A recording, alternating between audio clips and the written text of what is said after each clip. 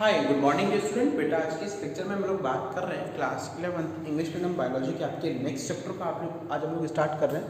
That is chapter number 17 breathing and exchange of gases. ठीक है ना। नॉर्मली अगर हम लोग बात करें ब्रीदिंग की बात करूँ, मैं सांस लेने की बात करूँ, तो हम लोग पढ़ चुके हैं क्लास 10th लेवल तक कि ब्रीदिंग क्या होता है। एक्चुअल में ब्रीदिंग की बात करें, whenever we are going to talk about breathing, then there is a first question is that कि ब्रीदिंग क्या है। आप लोग ऑक्सीजन ले रहे हो, CO2 को क्या करते हो बेटा, रिपेल करते हो। ऑक्सीजन लेते हो और CO2 को क्या करते हो, रिपेल करते हो। ठीक है ना। तो ब्रीदिंग का मतलब क्या है, कॉमन सेंस मीनिंग के अंदर ब्रीदिंग जो है वो ऑक्सीजन को इनहेल करना, ठीक है, और CO2 क्या है, एक्सहेल करना। आई बात समझ में क्लियर है बेटा कि ऑक्सीजन जो है वो तो बॉडी के अंदर आ रहा है और CO2 क्या है, बॉडी से बाहर जा रहा है। It is quietly termed as, it is generally termed as a breathing. ठीक है ना, इसे आप लोग ब्रीदिंग बोलते हो। But whenever we are talking about respiration, then there is a word has been included in it. It is known as energy. ठीक है ना। अगर हम लोग रेस्पिरेशन की बात करें तो एक वर्ड आता है इसके अंदर, एनर्जी। अब ब्रीदिंग के अंदर नॉर्मली क्या है, whenever we are talking about the breathing, तो ब्रीदिंग के अंदर नॉर्मली अगर हम लोग बात करें तो आप लोग ऑक्सीजन को अंदर ले रहे हो और CO2 को बाहर छोड़ रहे हो। लेकिन रेस्पिरेशन के अंदर क्या है कि आपने जो एनवायरमेंट ऑक्सीजन इनहेल किया, then you have to use and you are utilizing that oxygen to break down of food, ठीक है, which food, digested food, which we have taken to the process of digestion। ठीक है ना। आप लोगों ने food को जो लिया, उस फूड को आप लोग क्या कर रहे हो, ब्रेक डाउन कर रहे हो। आई बात समझ में, एंड गेट द एनर्जी, और उससे आप लोग क्या प्राप्त कर रहे हो, एनर्जी प्राप्त कर रहे हो। तो ये क्या कहलाता है, आप लोगों का ब्रीदिंग कहलाता है, रेस्पिरेशन कहलाता है। ठीक है ना। ओके, अब we are just moving forward about the some process of respiration. ठीक है ना। कॉमन प्रोसेस कौन कौन से होते हैं। The first one is that diffusion. हम लोग बात करें बेटा डिफ्यूजन की, तो सपोज दैट कोई मेम्ब्रेन, ठीक है, ये मेम्ब्रेन की इस साइड जो आप लोगों का गैस है वो सपोज दैट की CO2 है। CO2 इनसाइड एज में कौन सा गैस है आपका, CO2 गैस है। क्लियर है। अब ये CO2 गैस क्या कर रहा है वो सुनिएगा। ये CO2 गैस बेसिकली क्या कर रहा है, ये CO2 गैस की जो कंसंट्रेशन है बॉडी के इनसाइड एज में बहुत हाई है। देन क्या होगा कि अब ये यहाँ पर क्या है, इसका प्रेशर जो है पार्शियल प्रेशर बहुत हाई है। आई बात समझ में, इसका पार्शियल प्रेशर जो बहुत हाई है। Then particles of CO2 has been move from this side to this side, वो यहाँ से यहाँ चले जाएंगे and it is named as diffusion. ठीक है ना। और सेम ऐसा प्रोसेस आपके ऑक्सीजन के साथ होता है। अब ऑक्सीजन का जो पार्शियल प्रेशर है वो इधर हाई होता है, ठीक है, तो ये क्या करेंगे, ऑक्सीजन के पार्टिकल इधर आ जाएंगे इनसाइड।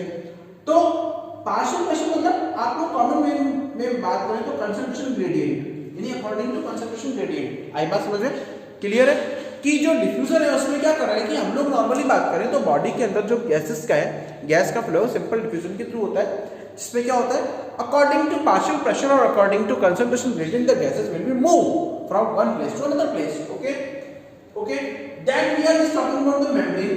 अब हम लोग मेम्ब्रेन की बात करें तो कॉमनली बात करते हैं तो इसको कौन सी मेम्ब्रेन काम में आती है, plasma membrane, because in case of animal there is no cell wall has been found. ठीक है, कोई सेल वॉल पर नहीं पाई जाती है।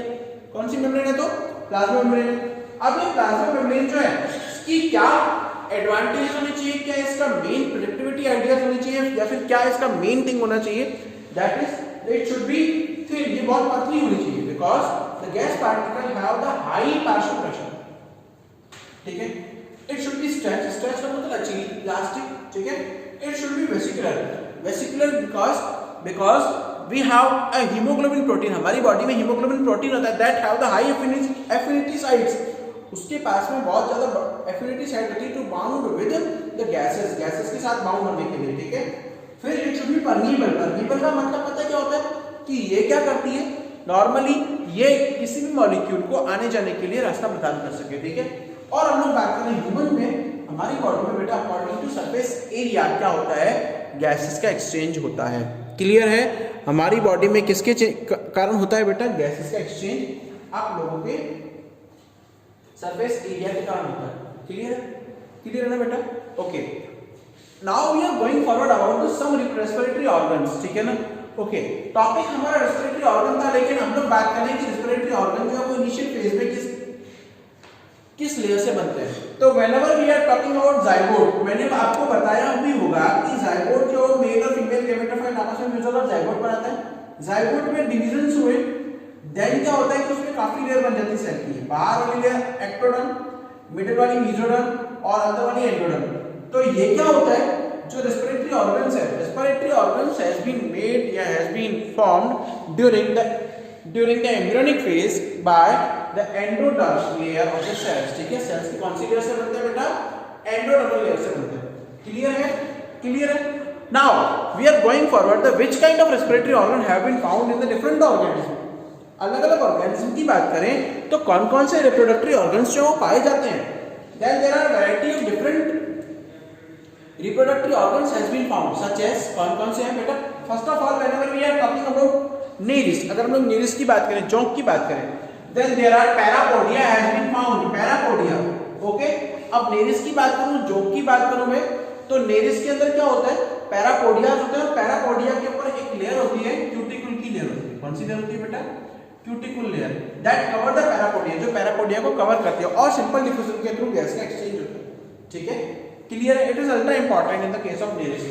Okay, whenever we are going in the case of spider and scorpions, spider होता है मकड़ी, स्कॉर्पियन होता है बेटा केकड़े, then they contain book lungs, उनके पास कौन से टाइप के लंग्स होते हैं, बुक लंग्स होते हैं, then they contain book lungs, exactly then they contain the book lungs to diffuse their gases, अपने गैसेस को डिफ्यूज करने के लिए।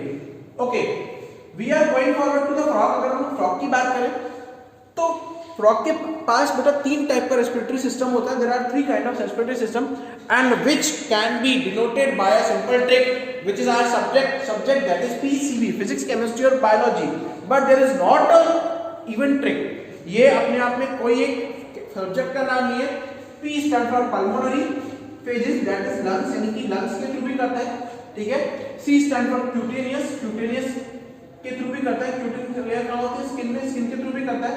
And B stand for buccopharyngeal, buccopharyngeal. ठीक है ना, कौन सा होता है, बकोफेरिंजियल मेथड। ओके, इन तीनों मेथड्स के, and in case of human obviously we know that we have a proper well maintained respiratory system and contain lungs and respiratory passage,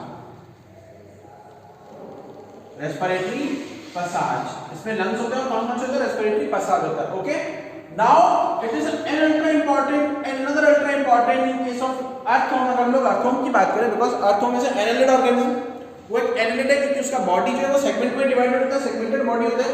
it contain cuticle layer, उसके पास में क्यूटिकल लेयर होती है skin के ऊपर, जिसके through वो gas का एक्सचेंज करता है।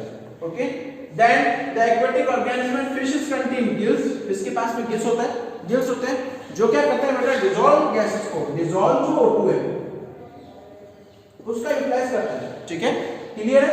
Trachea, there are variety of trachea have been found inside the group of large group of animal kingdom, that is arthropoda और इंसेक्ट, ऑर्थोपोडा और इंसेक्ट के अंदर बेटा लार्ज ग्रुप है, इसके अंदर क्या ट्रैकिया प्रेजेंट होते हैं।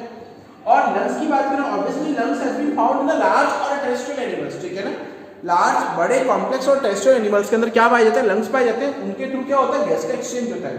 Okay, whenever we are going to some things that is about in bacteria और इन अमीबा, अगर हम लोग अमीबा की बात करें तो amoeba direct exchange through the plasma membrane. Amoeba के अंदर बेटा कोई सेल वॉल नहीं होती है, वो प्लाज्मा मेम्ब्रेन के थ्रू डायरेक्टली एक्सचेंज करता है। ठीक है, and we are going to in the case of hydra is also change, also use the plasma membrane to